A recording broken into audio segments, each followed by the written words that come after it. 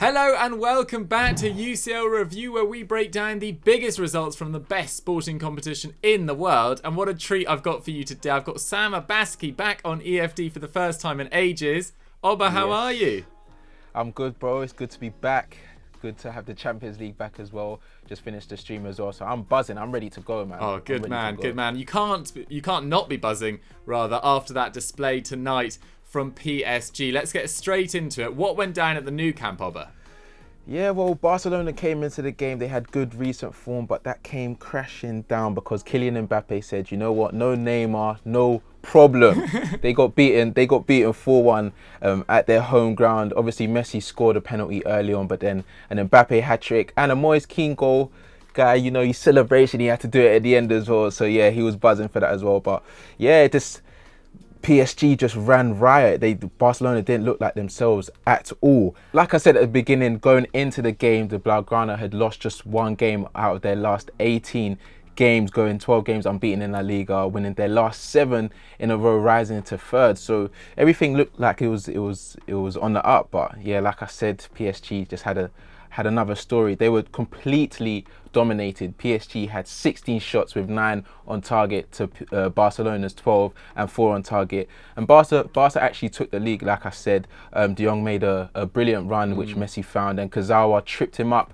It was one of those dubious penalties. I guess he did make contact, but at the end of the day, it was a penalty. The VAR check wasn't that long. So yeah, Messi slotted it home. That makes his 654 Barcelona goal and he's fourth in his 5 UCL game this season. So he's not doing that bad compared to their form anyway. But just 3 minutes later, Mbappe showed incredible feat, and if you haven't seen it, go and check it out, because Verratti put in a little dink in the penalty box, and he just found Mbappe, did some quick feet and smashed it home past Ter Stegen.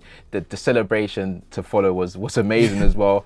And then 64th minute, Paredes played a beautiful ball again. Paredes had a great game actually. Yeah, he played a beautiful ball to Florenzi. It was almost offside, but they checked it after and it was perfectly fine, and he squared it. PK could have cleared it, but I guess it's one of them ones. It's in front of you. Try swipe at it. It could go in the goal. It could faintly go off you. It faintly went off him. Then Mbappe slotted it home with his left foot. Then the 70th minute, Moise Kean headed home from close range. To be fair, a brilliant Paredes free kick. He wasn't really marked in the penalty box, but yeah, Moise Kean wasn't complaining. He scored, did his celebration, kept it moving. Then the 85th minute to crown off an amazing performance from Mbappe, to be honest. He literally, Draxler was running through the centre, played Mbappe at the perfect time, and then Mbappe just slotted it home, top bins. Ter Stegen couldn't do nothing about it. And to be honest, I think that kind of summarised the game. PSG was running riot throughout the whole game, and it means that Barca will look very unlikely to get to a consecutive quarter-final. The last time they exited in the last 16 was 2006-07 against Liverpool. So wow. It's not looking very great for Barcelona. And like I've been saying, they were second best throughout the whole game. It seems like, me personally, I think it was more old legs versus fresh legs, especially that front line. Mbappe capitalised on them from the beginning, and I think he saw a gap in their defence and said, I'm going to attack you whenever I can, and he did. And their record, like you said, was great before this. They'd lost one of their previous 33 home games in knockout stages. They won 25 and drew 7, so they probably came into this game quite confident, and the only defeat that came was against Bayern Munich in 2012-13. So their collapse in the UCL just continues. They've now conceded 3 goals in Rome in 17-18, 4 goals at Anfield in 18-19, 8 in the Nou Camp in 19-20, and 4 in the first leg here. So the score can be very mad, dude. Yeah. It could be very mad going into the second leg. But what are you saying for PSG? I mean, PSG were awesome, I thought, in this game. I think Pochettino, who had a pretty mediocre record when managing away at Barcelona with Espanyol, can be very, very chuffed with his display here. I thought they dominated the midfield. They looked sharper at the back than Barcelona. I didn't actually think Barcelona were too bad in terms of retaining possession. They really struggled to create any clear-cut opportunities, and they were just all at sea at the back. I think the decision to play PK, who hadn't played a minute since that knee injury at the end of November, came back to bite them. And Poor Serginho decision. Dest had a really difficult time against Mbappe as well. But going into this game, like PSG, like Barcelona, hadn't had the best of seasons really. They'd lost 2 of their opening 3 Champions League games and had already lost 5 of their 25 league games. For context, they only lost 5 of their 49 games in all competitions in 2019-20, and that had obviously cost Thomas Tuchel his job. He'd fallen out with sporting director Leonardo, Pochettino had come in, and to be fair to him, it's gone very well so far, but they are still behind Lille in the Ligue 1 table. But on this form, they're going to have to be strong favourites to overturn that. They've now won 9 of Poch's 11 games in charge, and this was a fantastic display. I thought Verratti absolutely ran the midfield. I thought Paredes was excellent, despite Idrissa Gana Gueye trying to get himself sent off consistently in the first half. But Poch, managed that perfectly, bringing on Herrera for him, and they were just absolutely just a class above Barcelona, particularly in transition, and it helps when you've got Mbappe in such lethal form. And PSG have now reached the knockout stages for the 9th consecutive season, matching Lyon's record for a French club, but they've only progressed past the last 16, in one of the last 4 attempts. But now, surely with those 4 away goals, they are heavy favourites for this. I just can't see it happening, any overturn here. And it ends their poor record in Spain as well. They'd only won once against Spanish opposition prior to tonight, away in Spain, and that was 8 years ago versus Valencia. And they lost their last 3 meetings by an aggregate score of 11-2, but they were in complete control here. And it now continues their very solid goal-scoring record away from home. They've now scored in 20 consecutive away games. Only Real Madrid between 2010 and 2014, with 22 have done that for longer. In terms of key performers in this game, well, Messi deserves a shout-out. 3 key passes and 2 shots. He was trying his best. I didn't think they were awful. I thought Pedri showed glimpses. In attack, they weren't awful. It was just that defence. I just thought it was far too easy. And if it hadn't been for Keylor Navas nearly scoring an own goal in the second half, they really didn't create much in the second half whatsoever. And Messi, I think this is just a further sign for him that he's going to be calling it a day at the Nou Camp this summer. And who could blame him? They need to rebuild. They could probably do with his wages off the books. And it just feels like the time could be right for him. He's now scored in 17 consecutive calendar years, from 2005 to 2021, equaling Raul's record. But frankly, he won't care after a performance like that from the team. As I said, Verratti was immense for PSG. 5 dribbles, 1 key pass. That awesome assist for that Mbappe goal, 1 shot as well. And man of the match, though, it has to be Kylian Mbappe. What a cool customer. On a night without Di Maria, on a night without Neymar, of course, he really came up clutch. 4 key passes, 9 dribbles, 6 shots and 3 goals. And get this stat, he's now been involved in 40 goals in 41 Champions League games in his career for Monaco and PSG. Which is just mind-blowing. That is mad. He dropped an absolute... Joe put it on Twitter. It was the perfect word for it. It was an absolute clinic. I think Serginho Dest, who's been great for Barcelona so far in limited minutes when he's been available, he's going to close his eyes tonight and just see Mbappe just running past him. And he's just going to see him.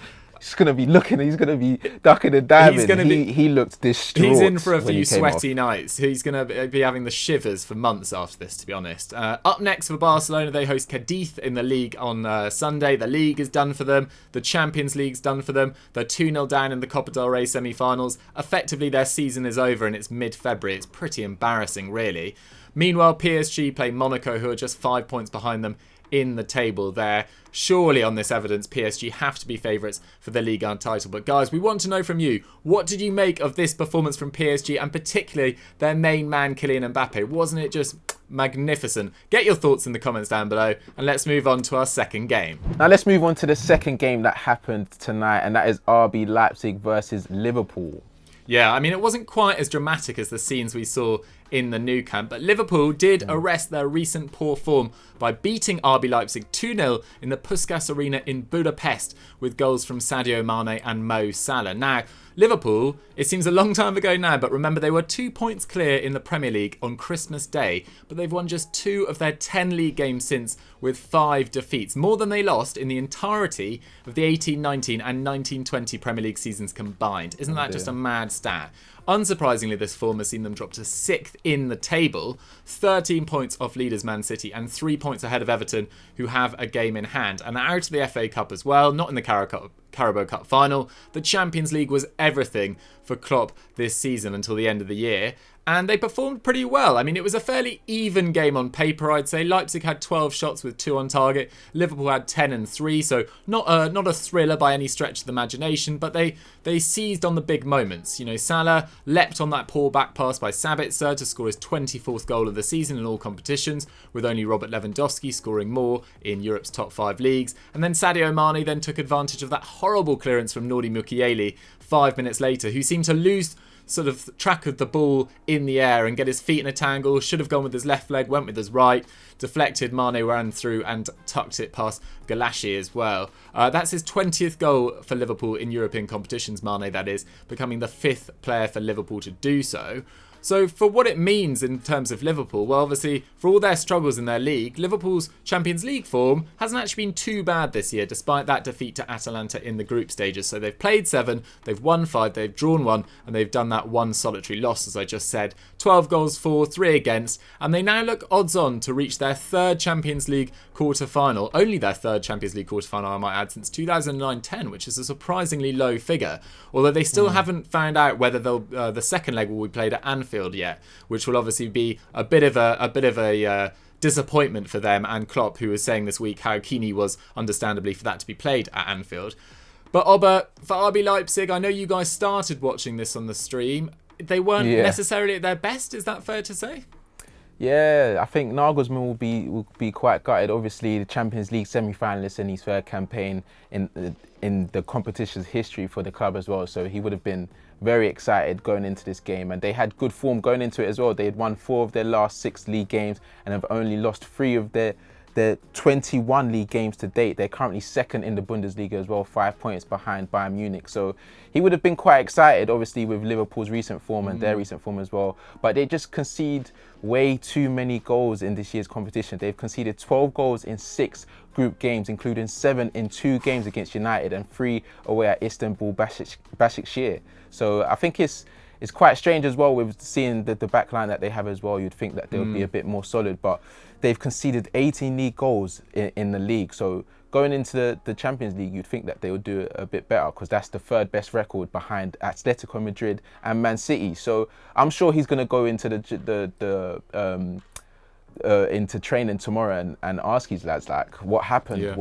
Did the occasion get to us? But yeah, in terms of key performers, I don't think there was that many on Leipzig's side. I think Hwang had missed a great chance in the final few minutes to kind of not even up the tie, but to get a goal back. And like you said, they've only had 2 shots on target. And Cuckoo, he wasn't at the races today. He was found offside 4 times. He was dispossessed 4 times. He registered only 1 shot in the entire game as well. So they wasn't really at it. But for Liverpool, Trent was pretty impressive. He created 4 chances, but man of the match had to be Mane. He made 1 tackle, 6 aerial duels, 2 dribbles, 4 shots and 1 goal. He seems like he's back to his races. Hopefully he can stay fit and kind of help Salah with the burden of goals as well. And hopefully Firmino will get in on him as well, because he hasn't really scored that many anyway. But up next for Liverpool, they host Everton in the Merseyside derby. That's a big game, so it's a good result for them to go into that game. And Leipzig travel to 15th place Hertha on the same day, so they'll be hoping to get back to winning ways. And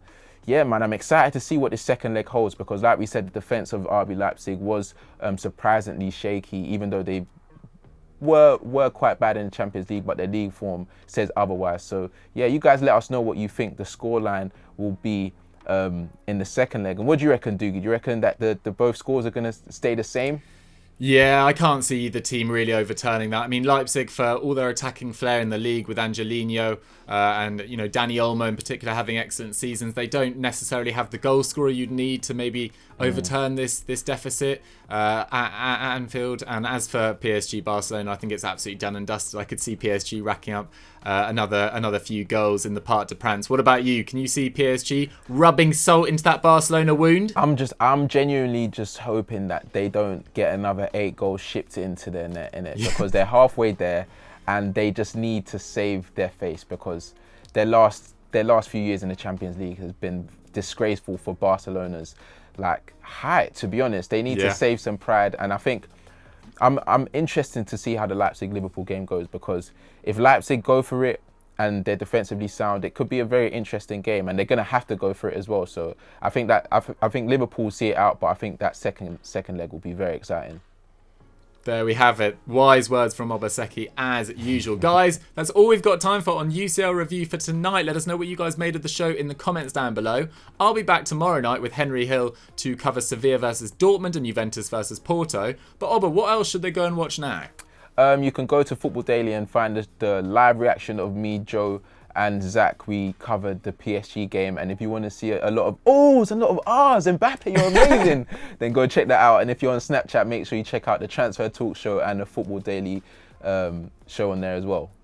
Love it, love it. Check it all out, support all our 3 channels, and we'll catch you next time. Bye. Peace.